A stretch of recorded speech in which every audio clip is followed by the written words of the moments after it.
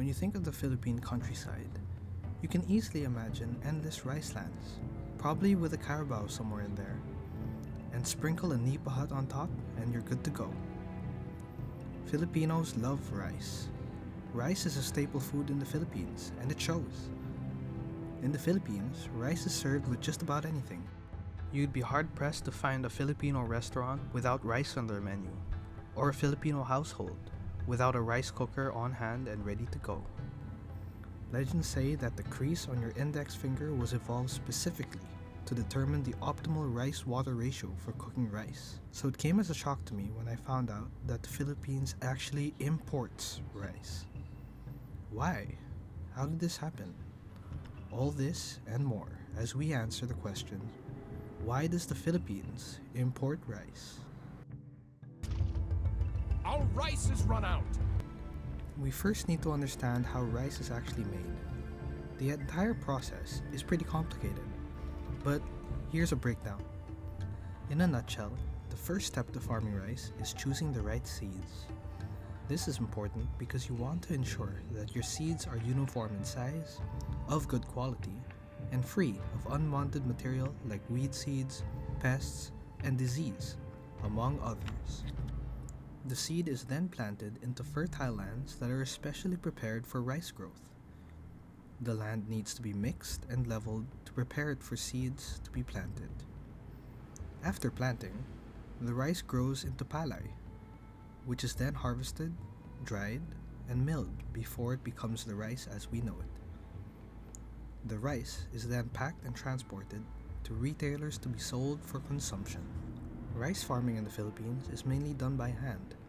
The amount of intense manual labor and low profit margins has created a stigma of farming being a poor man's job. This is partly true in the Philippines. The amount of effort involved in farming rice simply is not worth it for rice farmers when they can seek jobs elsewhere. But why not just charge more for rice? Well, it's easier said than done. Rice is an essential food for many Filipinos. Many live in poverty and buy rice by the kilo to sustain their families for that day or for that week. Imagine raising the price of local rice to support local when there are cheaper alternatives like importing. Simply put, if you increase the price of local rice, nobody would buy it since imported rice comes at a cheaper cost. Okay, why not buy other food to eat with your chicken? Come on now, let's get serious here. This leads us to imported rice. Why is it cheaper? Let's look at our Southeast Asian neighbors. The farming industry in Vietnam and Thailand are booming due to better efficiency in farming brought about by modern technology.